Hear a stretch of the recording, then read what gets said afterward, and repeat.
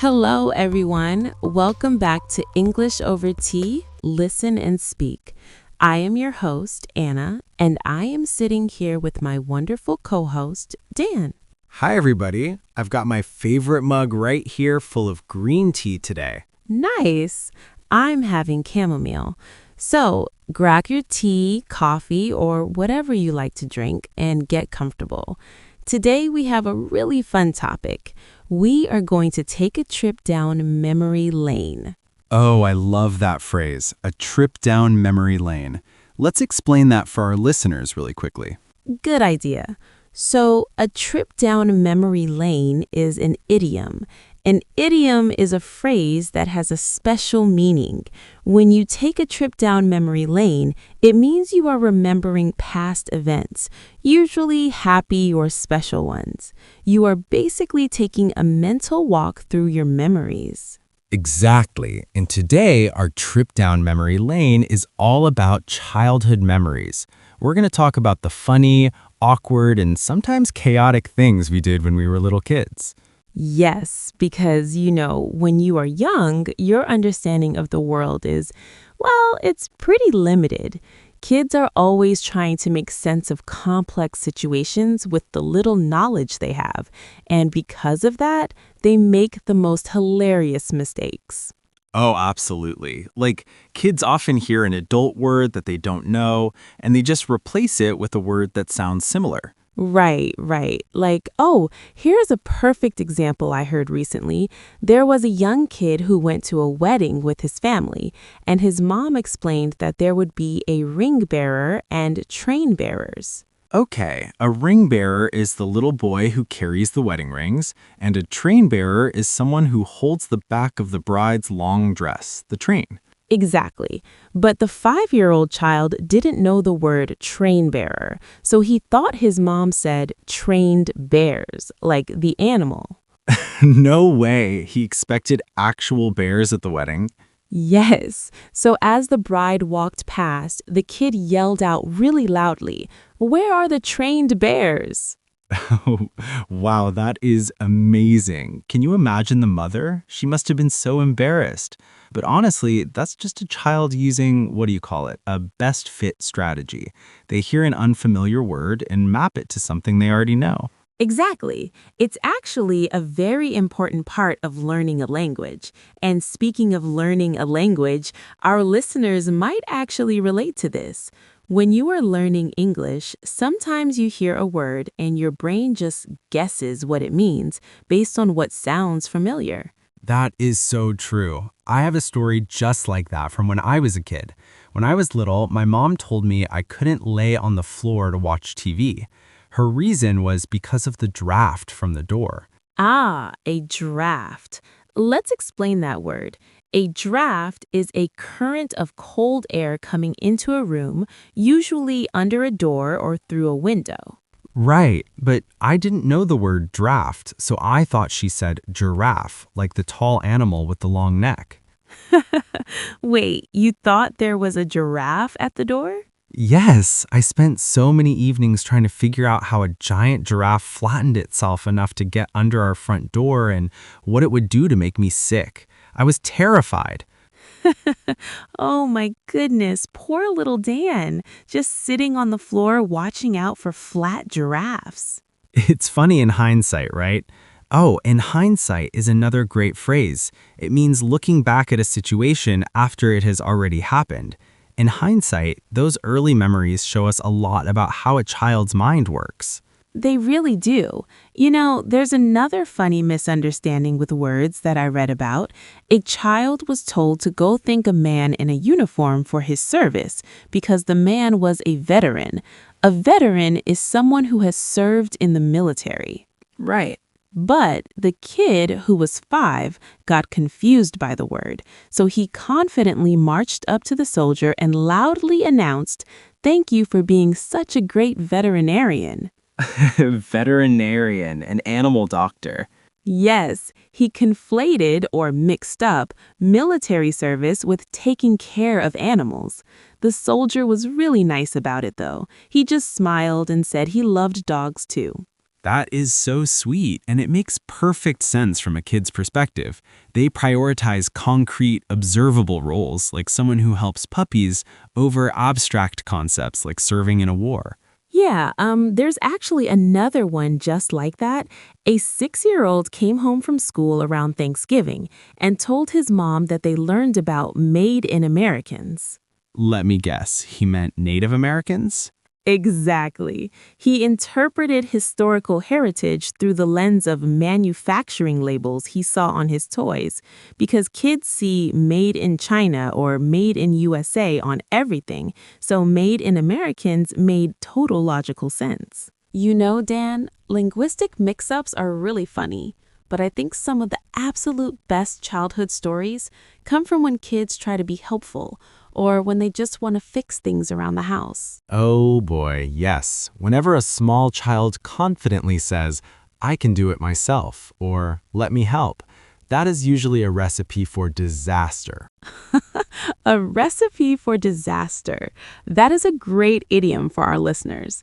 If something is a recipe for disaster, it means it is a situation that is almost guaranteed to go wrong or end badly. Exactly. Like, for instance, kids often believe they are fixing a problem, but their limited understanding of how the physical world works can lead to some, well, unexpected consequences. That is so true. I was reading this one story about an adventurous kid who decided he wanted to help clean the family car. Okay, that sounds nice so far. Right? But he didn't use a sponge. He decided to use an entire box of Kleenex tissues and a bucket of water. Oh no, wet tissues? Yes, he felt super proud of his initiative, but he just left a soggy paper mess everywhere. The tiny tissue fragments essentially glued themselves to the car's surface, creating this horrible, fuzzy, lint-covered exterior. That is hilarious. The parents must have spent hours scraping that off. It perfectly highlights how children just completely overestimate their ability to handle adult tasks. It reminds me of another classic anecdote where a kid attempted to mow the lawn using a toy Barbie Jeep. A Barbie Jeep? Like the little plastic car you drive in? Yes, the child was totally convinced that the toy could do the work of a real lawnmower. There was another kid who literally tried to mow the lawn by tying a Barbie doll to a stick. I love the creativity, though. Their logic is just so beautifully flawed. Like they often emulate adults and want to improve their surroundings. There's this one really memorable example of a child who decided their family bathroom needed a maximum occupancy sign. Wait, like the signs you see in restaurants or public spaces? Yes, exactly. They mimicked the signs seen in public spaces to show a sense of authority. So, armed with a permanent marker and some tape, the kid proudly posted a handwritten notice on the bathroom wall. It literally said, "Only 4 people allowed in at once." Only 4 people. Why would 4 people be in a family bathroom at the same time? I have no idea. The logic made total sense to the child, but the parents were definitely not thrilled about the permanent marker graffiti on their wall. I can imagine. Kids just love taking on home improvement projects. I read about a curious kid who wanted to help his parents by fixing some peeling wallpaper in the living room. Oh, peeling wallpaper is so tempting to pull. It is, and the kids started with just a small corner, but they got totally enchanted by the satisfying ripping sound. They ended up stripping an entire section of the wall. What started as a helpful gesture turned into a massive redecorating project that the parents had not planned on at all. Wow, that perfectly describes the phrase, curiosity killed the cat. Let me explain that one for our audience. Curiosity killed the cat is a proverb used to warn someone not to ask too many questions or be too nosy, because trying to find out about something might get you into trouble. In this case, the kid's curiosity about the wallpaper definitely caused some trouble. Absolutely. And speaking of curiosity causing trouble, have you heard the stories about kids trying to figure out how electronics and machines work? Oh, yes. Electronics are incredibly tempting for children. There's this one story where a child thought that coins could be used to charge the family car because, you put coins into a vending machine to get a soda, so why not put coins in the car? Oh, no. Where did they put the coins? They inserted several pennies right into the CD slot of the car stereo. They truly believed it would give the vehicle more power. That is amazing. Let me guess. It completely ruined the stereo? Oh, totally ruined it. But even the repairman couldn't help but laugh when he had to explain to the parents what caused the malfunction. I mean, you can't even be mad at that logic. They were just trying to power up the car. But sometimes siblings team up to do these experiments, and that makes it even crazier. Oh, sibling teamwork is the absolute best and the most dangerous. Exactly. There was a story about a little brother and sister who decided they were going to dig a hole in their backyard to get all the way to China. Ah, the classic dig to China attempt. I think every kid tries that at least once. Right? Someone told them it was possible, and they fully believed it. So they're digging, and suddenly they end up hitting some sort of pipe and breaking it. The hole immediately filled up with water. Uh-oh, they burst a water pipe? They did, and because they didn't know what to do, they just covered the hole back up with dirt and pretended it never even happened. They just buried it. Yes, they literally had a swamp for a backyard for months. The mother actually had to call the water company to complain about receiving a massive water bill before the burst pipe was finally discovered. The kids never said a word about it. That is a perfect example of sweeping something under the rug. Listeners, to sweep something under the rug means to hide a problem or keep a secret instead of dealing with it. Those kids literally swept their problem under the dirt. Oh, Dan, that story about the swamp in the backyard it's classic. It really shows how kids have this incredible, almost blind determination when they have an idea, right? Absolutely. They don't see the risks, they only see the goal, and usually that goal involves something they saw in a cartoon or a movie. But it's not just about fixing things or digging holes. A huge part of childhood is built around traditions and rituals, the things we do every year or every week that make us feel like we belong. Oh, definitely. In fact, I was reading a bit of research earlier about why these things stick in our brains so well. There's a term called the reminiscence bump. The reminiscence bump? That sounds very scientific for our tea time chat. It is, but it's a simple idea. Basically, psychologists have found that when adults look back on their lives, they tend to remember a disproportionate number of events from their adolescence and early adulthood, usually between the ages of 10 and 30. Oh, that makes sense. That's when so many firsts happen. Your first day of high school, your first car, your first job. Exactly.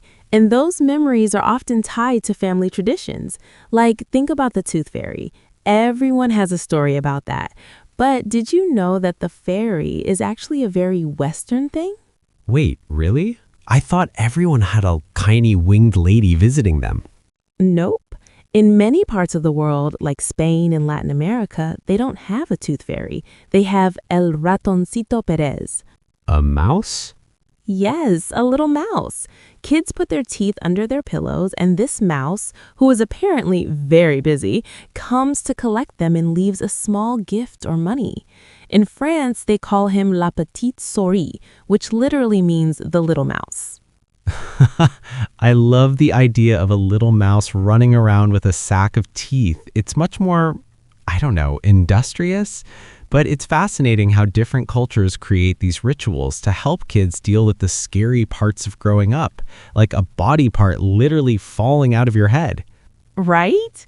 It turns a scary moment into a magical one. And that's what traditions do. They provide a sense of security. That's a good phrase for our listeners. If you have a sense of security, it means you feel safe, stable, and protected. That's so important for kids. Even the small rituals, like a silly handshake before school or Sunday morning pancakes. My family had this very specific tradition every Christmas. We weren't allowed to go downstairs until my dad went down first to check for Santa. Oh, my family did that too. But the catch was he would take forever. We would be sitting at the top of the stairs, vibrating with excitement, and we'd hear him downstairs saying, "Oh, I think I see a reindeer. Wait, let me check the kitchen." He would stretch it out for 10 minutes just to tease us. That is so mean, but also so fun. Those unwritten rules of the house are what make a family unique. Speaking of rules, I found something really interesting in the research about the architecture of memory. It talks about how games we play as kids have these complex, unwritten rules that we all just know. Oh, like the floor is lava. Exactly. Or tag. Nobody sits down and writes a contract for the floor is lava, but every kid knows that if your toe touches the carpet, you are toast. You are toast. That's a funny one.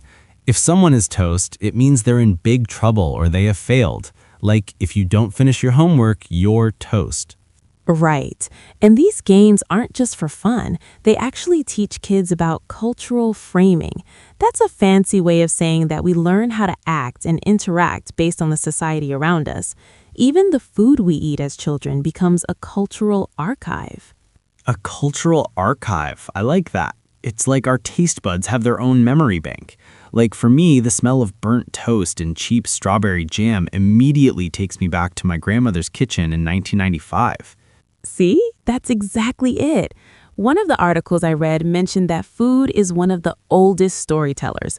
Long before kids can read or write, they're learning the vocabulary of their culture through flavors. A certain spice, a specific soup. It tells you who you are and where you come from. It's so true. It's like we're building the narrative of our youth, one meal and one game at a time. It's funny how we remember the good stuff, but we also remember the absolute weirdest things that made no sense. Oh, like the childhood logic we talked about earlier? Yes, I remember being convinced that if I swallowed a watermelon seed, a giant watermelon would grow in my stomach. I was terrified of fruit for a whole summer. I think we all believe that one. Or that if the wind changed while you were making a funny face, your face would stay that way forever. Yes, my mom used to tell me that all the time. It's these little lies parents tell, or let's call them creative myths that shape our world when we're little. It's all part of the beautiful messiness of growing up. We're trying to navigate, which means to find our way through, a world that is way bigger and more complicated than we realize. And we do it with a lot of imagination and usually a lot of spilled juice. You know, Dan, talking about all these things, the flat giraffes at the door, the Made in Americans, and the swamp in the backyard, it really makes me realize how much our childhood experiences make us who we are. It's so true. Even the embarrassing moments. Looking back in hindsight, those are the stories that stay with us. They become part of our personal history. In fact, that's why so many people write memoirs. Memoirs. That's a great word for our English learners. A memoir is a book written by someone about their own life, but it usually focuses on specific memories or a certain period of time, like childhood. It's different from an autobiography, which usually covers a person's whole life. Right, and some of the best memoirs are the ones that don't take themselves too seriously. I mean, think about David Sedaris or Tina Fey. Their books are full of those cringeworthy childhood moments. Oh, cringeworthy. That's a very modern, popular word. If something is cringeworthy, it makes you feel embarrassed or uncomfortable for someone else. Like when you remember that one time you called your teacher mom in front of the whole class. Oh, I did that. I think every kid has done that at least once. It's the ultimate facepalm moment. Exactly. But as we've seen today, these stories are more than just jokes. They are about how we learn to navigate the world. We make mistakes, we misunderstand words, we accidentally flood the backyard. but that's how we grow. And it's how we connect. When we share these stories with friends or family, we're building bridges. We realize that everyone else was just as confused and curious as we were. That's a perfect point to start wrapping up. Today, we've taken a long trip down memory lane.